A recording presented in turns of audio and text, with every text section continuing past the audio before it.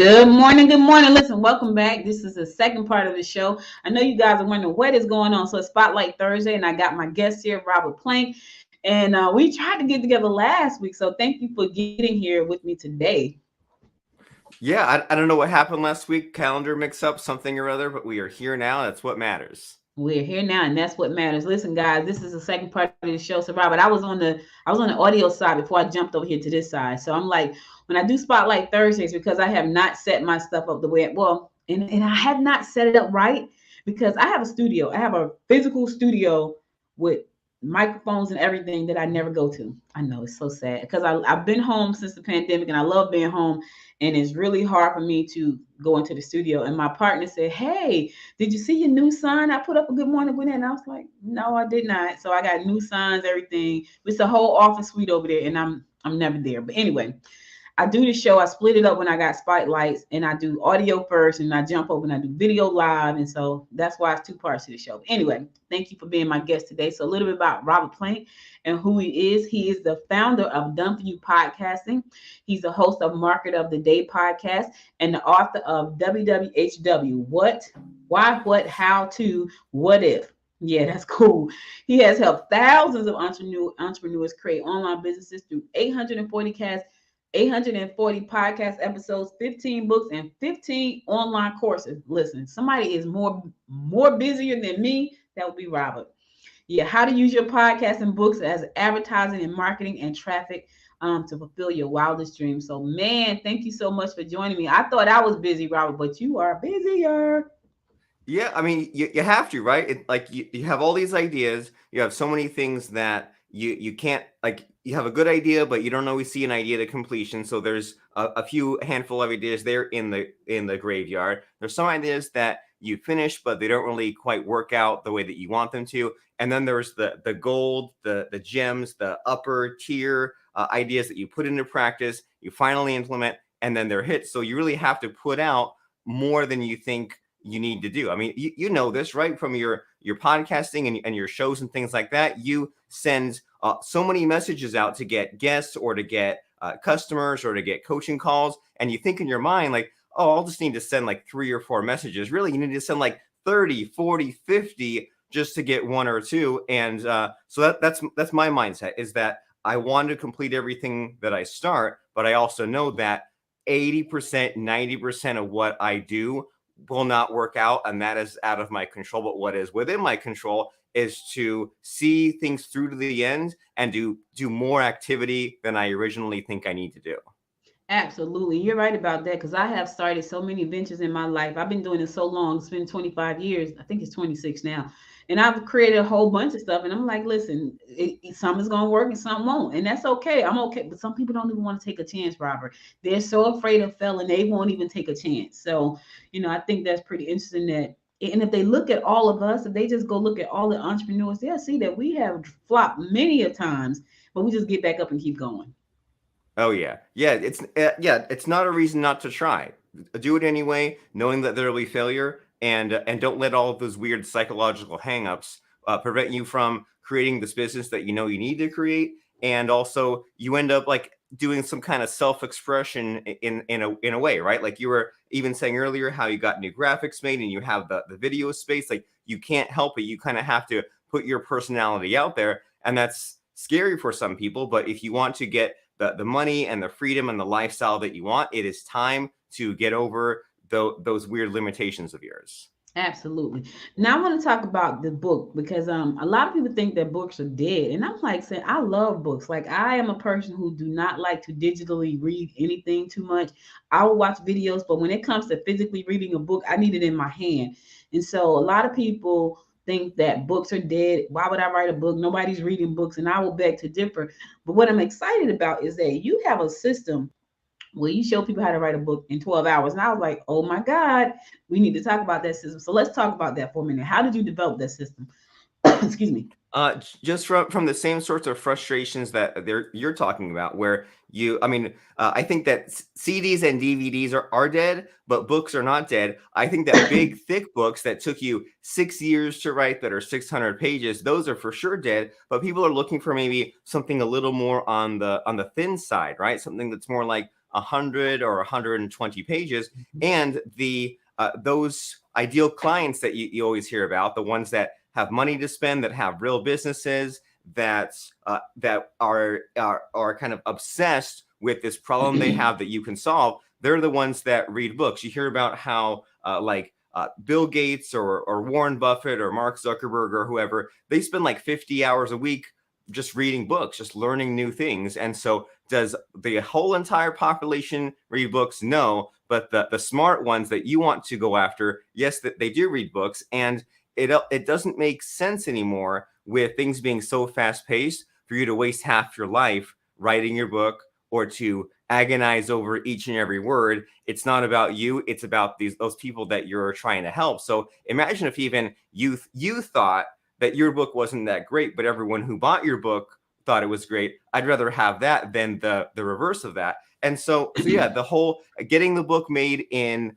12 hours action, I've done that twice. And both times I woke up at 6 a.m. and had a cool idea for a book, and then spent about an hour making an outline, and then spent the morning speaking out the contents, and then spent the afternoon looking at the transcript that came back and cleaning it up. And I was usually submitted to Amazon by 2 p.m. that afternoon, and then live 6 p.m. that evening. So 12 hours start to finish for like a 65-page or so book. And I kind of both times had sort of like an 8-minute, or what's it called, the 4-minute mile, right? Kind of a running the 4-minute mile feeling of this thing that people think takes all these weeks, takes all these months, is so hard, it's all these headaches. Well, it can be quick and simple if you allow it to be. I think the technology right now is so amazing because it'll, like you said, it'll allow you to record and just get it done. And you're right, people are so much of perfectionists. Like they have to have every word right. I'll give you a prime example of being a perfectionist. So I'm working with a campaign candidate right now, and she is really agonizing over billboard ads, geofence ad, and her opponent. I'm watching the playoff game last night, and her opponent is on national television while she's texting. Where they're texting me like, "Hey, what if we dropped this town and picked up this town?" I'm like, your opponent is on national TV. You're trying to be a perfectionist. Just do it. Just pull the lever and do it. And that's what a lot of people have to do. They just have to pull the switch and say yes. Now, when you write these books, can this be done for a novel, or are they mostly nonfiction books?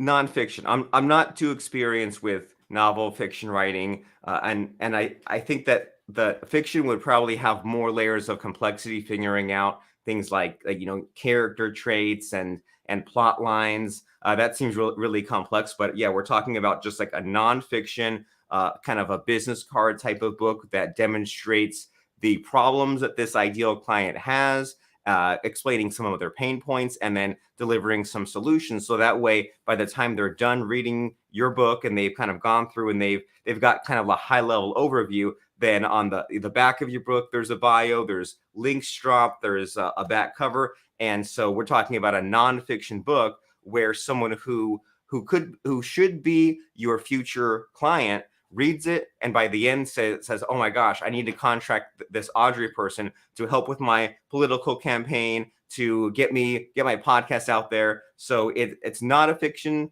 kind of method. It's just to bang out the quick nonfiction book. That way, after someone reads it, they want to contact you and hire you.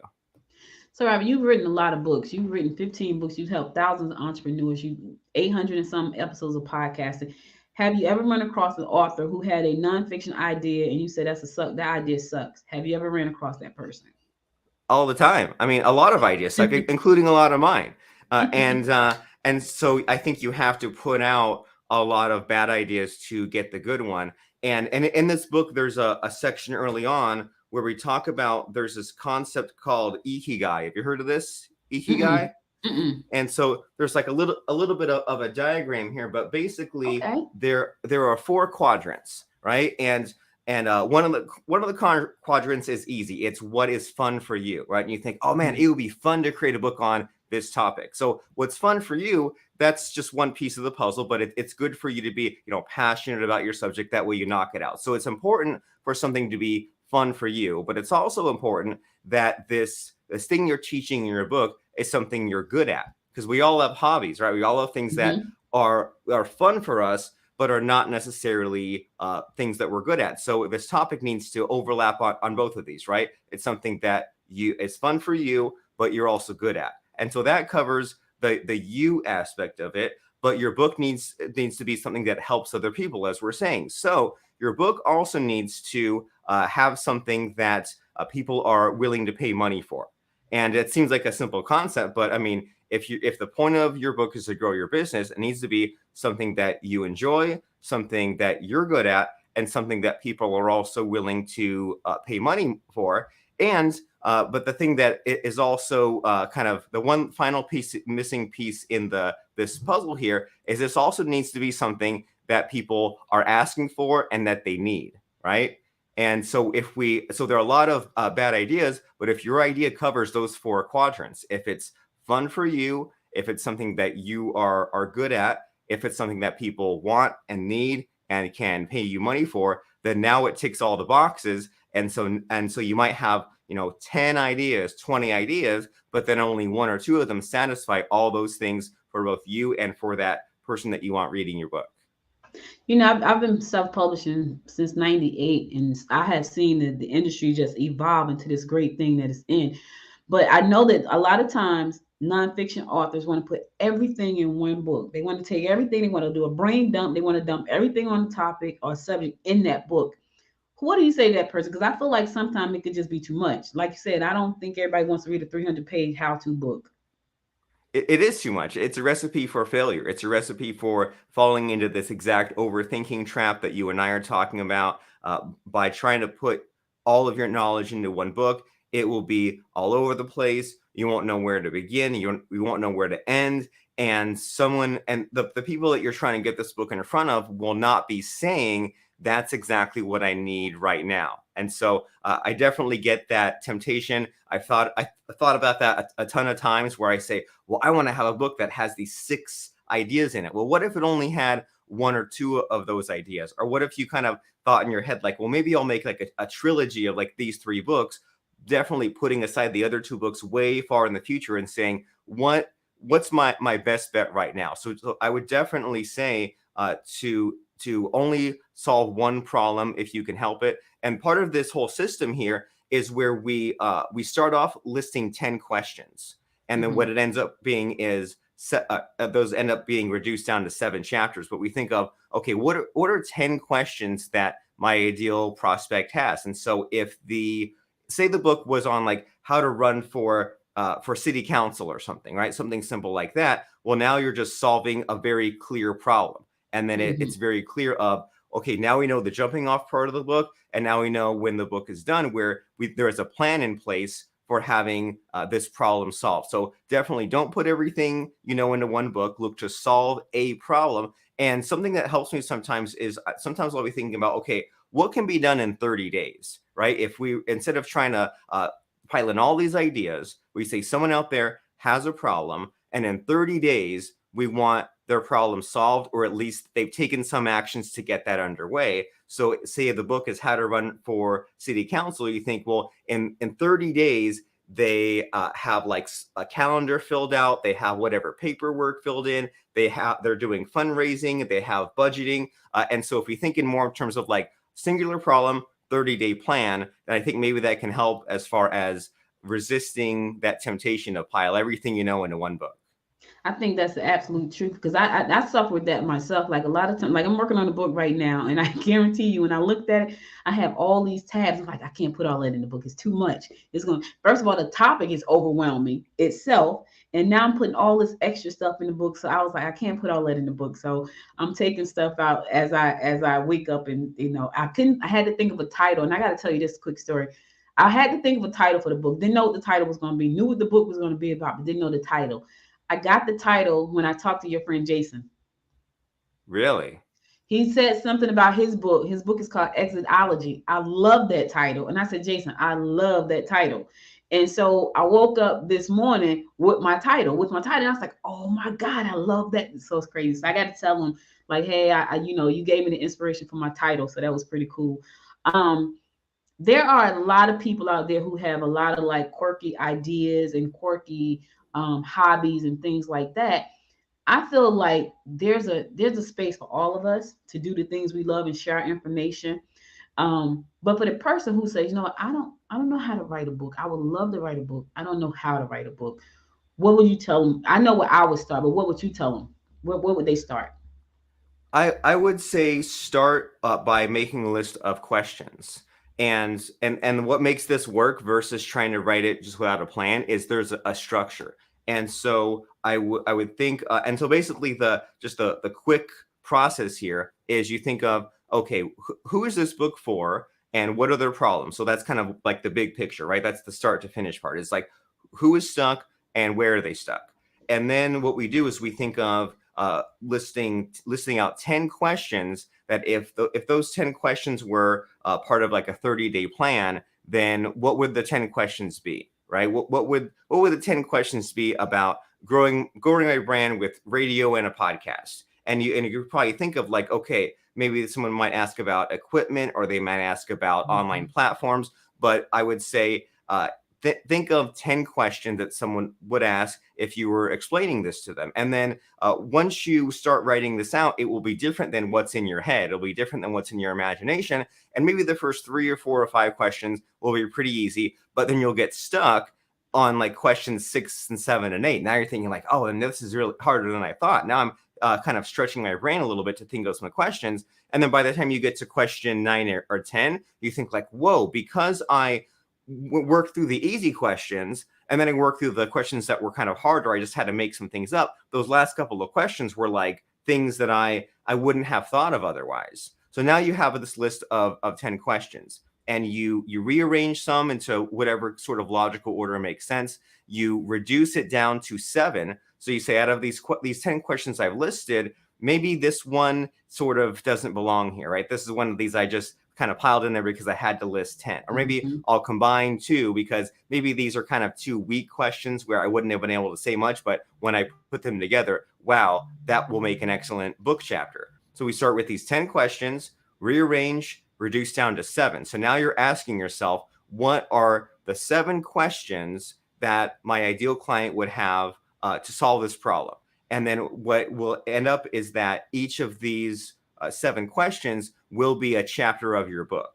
And the way that you then, you look at one of these questions, right? You look at like question number 3, which might be, how do I find local morning shows to appear on, right? You have a chapter about that. And then when you sit down and look to answer that, you answer in why, what, how to, what if. So someone's asking, well, how do I get on local TV? Well, the question first is, why would you want to get on local TV? What are you looking to accomplish? And then the next part of the answer there is, what do I need to know about local TV? Are there like different types of local TV stations or different types of like television markets? What's kind of the territory? What are the concepts? What are the terms, the principles? And then you jump into actually getting the problem solved, right? The how-to aspect of what's this step-by-step process towards sending out making phone calls, sending out things in the mail or packages to these news stations. And then finally, you get to this what if component where you say, now that I've explained to you this process, what sort of actions should be taken? And then what's the next step after this? Now that you've gotten on local TV stations, then what should you do after that? And so there might be a lot to take in, or it might be something that you might need to sit and think about afterwards. But basically the answer is, if you're stuck, if you don't know what to write, then there are these sorts of mind tricks you can play on yourself of listing out the questions that your book will solve. And then each question ends up being a chapter of your book. And then to answer the question, you go through this why, what, how to, what if process. And then it sort of, in a lot of ways, kind of forces you to just get through it. And instead of experiencing writer's block or the uncertainty of what will I even say for my first sentence or how long will my chapter be, by having those questions and having those answers, that gives you a structure to get your book done, whether that's writing it or typing it or speaking it out, which is the faster way to do it. I love that. I think that's amazing. I think about I love the whole 12-hour process. I haven't done that yet. I've done 3 days, but I've never done 12 hours. And for me to do 3 days, I have to literally lock myself away somewhere completely, like leave the house, go to a hotel or somewhere, preferably by water, and just lock myself away to just because if I'm in the house, something is going to distract me. And so I have to go away. But I love that process because now that really eliminates a lot of the questions that you may have. Let's kind of flip it over to the marketing side now, because I know when I think of a book, the first thing I think of, well, I got to put it on Amazon, right? And I'm sure a lot of people do. And then some people are struggling right now. Well, should it just be on KDP or should it be print or, should it be both? What do you tell that person? I think both. I think all of the above. I think any way that you can publish your book, you should. And with Amazon, with KDP, we both know, but a lot of people don't know that it's just a few extra clicks that you go and you make a few clicks, and basically Amazon wants your cover and your Word document and the description on the web page, and you and I both know that's kind of it. I mean, there's little odds and ends for the most part. Cover, book itself, and description, and then your book is then live on Kindle digital, which means that they can get it on their phone, get it on their Kindle readers, and then a few more clicks to get it in paperback form. And sure, there's a little bit to figure out, like the cover graphic and a little bit of the measurements, but figure it out, make it happen, make those few extra clicks, get it on hardcover, get it on Audible if you know how to do that. I say get it listed in as many places as possible because it's just a few extra clicks, and Amazon has all these, like they want to sell your book, right? They want to reward you with all this extra traffic, all these extra buyers. So why would you not spend those few extra minutes or hours just getting listed on some of these other platforms? That's absolutely true. When I did the Podchicks, for some reason, I don't find like that was my best book, right? But I did it anyway because I went to Podfest and I was so excited. And I was so because that was my first time going, and I met all these podcasters. I'm like, this is amazing, and I met all these women who podcast. And I came back home and I wrote the book in about 3 days. I'm gonna write this book about podcasting and about women specifically. So it was called Podchicks. Well, I put it on all the platforms, and I went a step further. I had it translated into Spanish. I was like, you know what? I'm going to put it into Spanish. So now women in Spanish can. So that was exciting for me. And so I like that part too. I love the Audible part. I have not done that part yet. The new book that I'm working on right now, it has to be everywhere because it's an everywhere kind of book. And I know for a fact that Audible is going to be somewhere I'm going to go. How difficult is it to, because I don't like, so this is going to sound crazy, y'all, but it's the truth. As much as I talk, I don't like to hear myself talk, and I talk a lot, but I do not like to hear myself talk. So I can't even imagine putting my voice on my book. I can't imagine that because I talk too fast.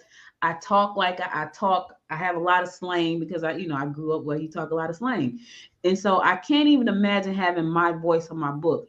How difficult is it to translate your book into the Audible book, audio book?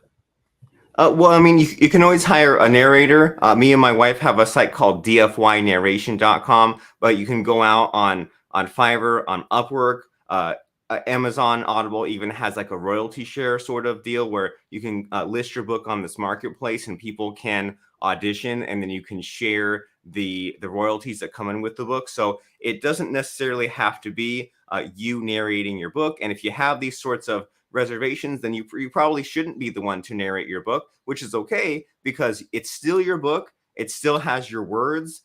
And if someone likes what the audiobook ends up being, they can find you on your podcast where you talk in the slang and the more casual language, and your YouTube channel and all those other platforms. And so, yeah, I think it's a thing to not overthink. And if you think that if this new idea you have will delay you for a couple of months, are you going to spend months in just hemming and hawing and thinking and stressing yourself out over this audiobook? Are you going to be wasting time looking into the equipment or the software or the process or the steps of getting your audiobook? And if all those things are the case, then pay someone else to do it.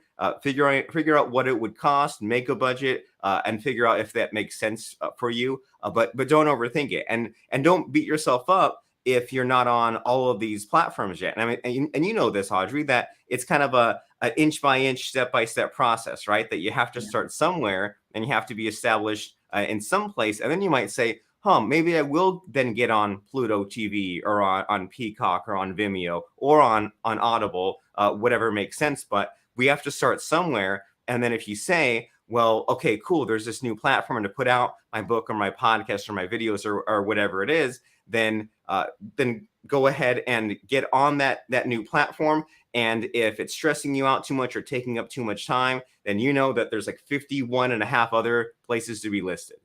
Sure is. It's a lot of places to be listening. The more and more I work in the marketing space, the more and more I learn. I had not thought about ever doing billboard advertisements because I just assumed that they were just too expensive until the client came to me and said, "Hey, I need to run some billboard ads." And I'm like, "Okay, let me see how much." Really, Robert? For a 4-week campaign on a billboard, $1,500. It was crazy. I was like, what? I had no clue. So the marketing side is the next part of it. What are some creative ways for people to we're gonna put them on, we're gonna get your Audible, we're gonna get you got the audio book, you got the book itself, you got the ebook. Now, what are some other creative ways they can put their name out there? Because I know a few that I plan on doing for my new book, but what are some of the ways that you may be thinking about? The one I'm thinking about, the one that I think is the most no-brainer default everyone should do, that I do some of, but I need to do more of, is appearing on podcasts. I knew you was going to say that. Yeah. That's what I was going to say, but go ahead. Yeah, and it's a good answer, and it's kind of like the catch-all answer, because there's a million things that you could do, and the usual, like the old school default answers were to either run ads or to put out a lot of content, right? And when they say run ads, well, what does that mean? It means a lot of trial and error, a lot of money wasted just to hopefully break even, and you have to maybe figure out a landing page and all the, comply with all these rules and figure out Google ads or Facebook ads or YouTube ads. Seems like a headache, right? It seems like a lot of money wasted just to get to the point where something's working and then it stops working. Or the other extreme is they say put out content, right? Make a lot of YouTube videos, make a lot of blog posts. And we've all seen those YouTube channels where you see a lot of videos and it's like, this one has 0 views. This one has 2 views. This one has 1 view. And it was probably the person just watching it to make sure the video was uploaded. And we've all been there. Maybe some of us even on our own channel. Who knows? But what's guaranteed is that if you could get on someone else's podcast, you're guaranteed to have some amount of traffic. You don't know how much. It might be a small amount. It might be a flood. But if you can get on someone else's podcast, then now you're tapping into their audience. And it's free. It's not like running paid ads, and it works a lot more quickly than the good old content marketing, organic, put out a lot of YouTube videos strategy. It is scary because you have to actually contact people and talk to people and deal with a lot of no's, but that's a good thing because so many people won't do it. So many of your competitors, other authors, they're just too afraid to appear on podcasts. So if it was somehow possible, if you could somehow psych yourself up and set aside the time every week to make some of these reach outs and set aside the time to appear on some of these shows, you could be appearing on shows all day long for free without even having to stress about, well, do I need to be on TV to promote my book, or do I need to get on this a real big radio network or anything like that? Well, you don't even have to stress that. You just have to consistently be on shows, and then you're reaching all these extra different audiences. And a book is an easy way because you have something to talk about. I mean, you could just flip to like a random chapter of your book or a random page and kind of talk about what's there. And then you can have fun by saying, when you contact these podcasts, saying, well, I see that your podcast is about this and your audience is this type of people. And so my new book about that, it can help this audience that you have for your show. And so yeah, there's always some new goofy, crazy traffic method or some other social platform that who knows if it even works, or who knows if it will continue to work. But as you know, Audrey, what has worked in different forms in the past, but works now and will always work, I'm sure, in also different forms, is being on other people's shows. And now with podcasting, there's so many shows that you can be on. So the default answer, my big answer, is be on podcasts. And let me say this. Let me just say this, y'all. That's the exact answer I was going to say, because podcasting is super powerful. And now we're doing video podcasting. So this is not only on my podcast platforms, it's going to be on my video platforms across all my platforms. But here's what I would say. If you don't know how to reach a podcaster, go to a podcast conference. There are thousands, and they are looking for you. There are some new ones just launching. There are thousands who have been there for a while. There are thousands. And what's nice about our space, and I know this is probably still true, is that we kind of stick together. We embrace each other.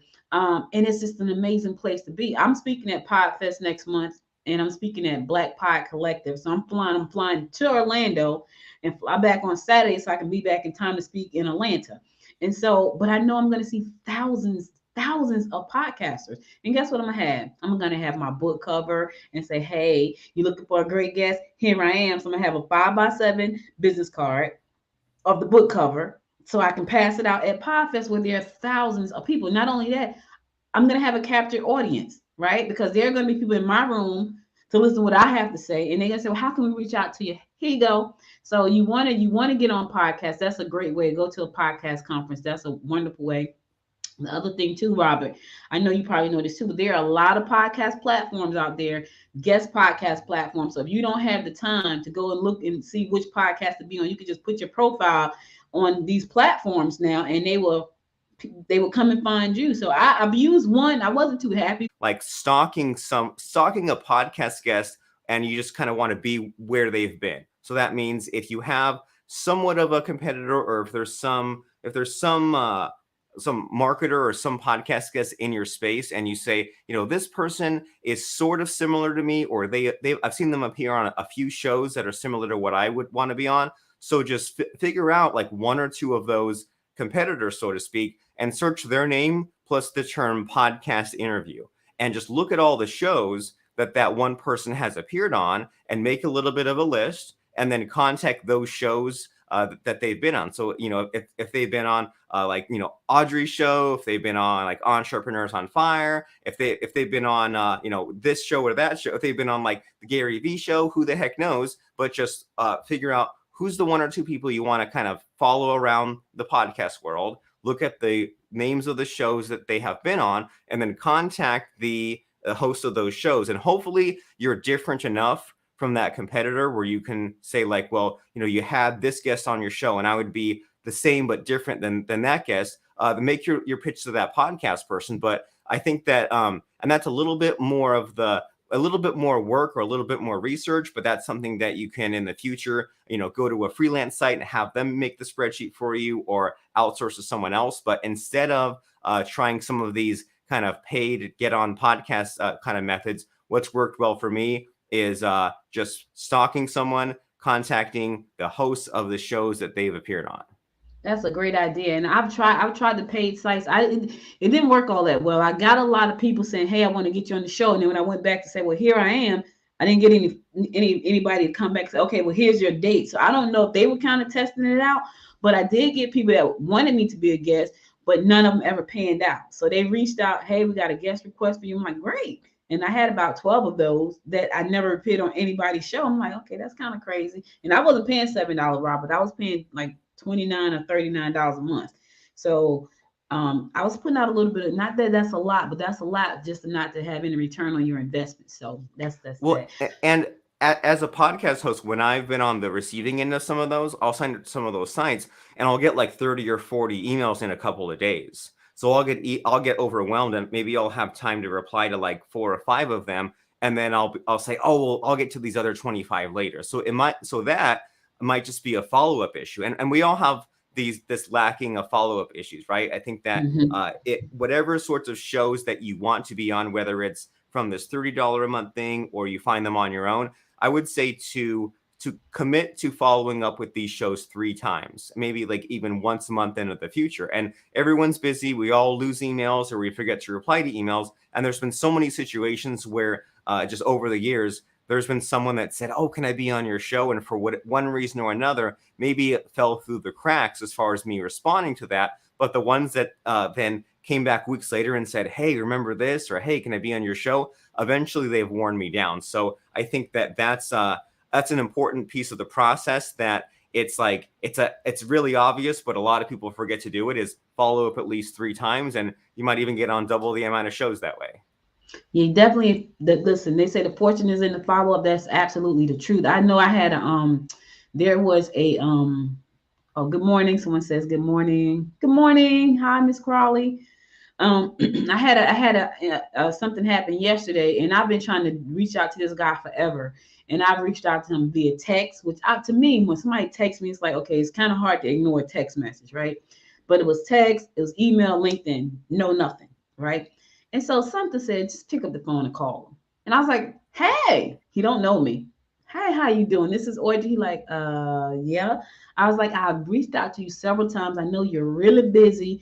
And I kind of made him feel at ease. And then we had like a 45-minute conversation, which was really great. So you have to do the follow-up, even when your ego, because this is another problem, Robert. Sometimes it's the ego, like, you know what, forget this. I'm not reaching out to them anymore. Because that's what I had said. I'm not reaching out to him anymore. And some say, no, one more time. Reach out one more time. And I did, and I got through, and we had a great conversation. I'm going to his conference now, which is really cool.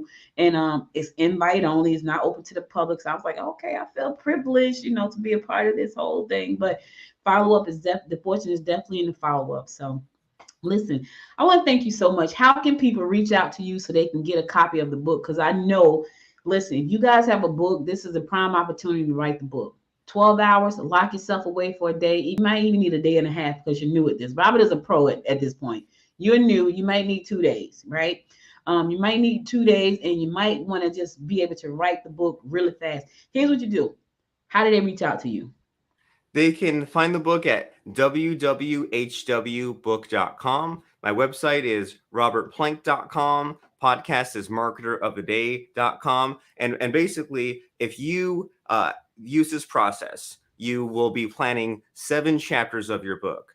And if you know how to speak for 8 minutes for each of those 7 chapters, then you can get your book done in 1 hour of speaking. And even if you say, well, 8 minutes is too long for me to speak at one time for one chapter, well, we have your chapter broken down to this why, what, how to, what if. And you'll see in this book and in this process that you spend 2 minutes explaining why should I podcast. You spend 2 minutes explaining what do I need to know about podcasting, 2 minutes about the how to, 2 minutes about the what if.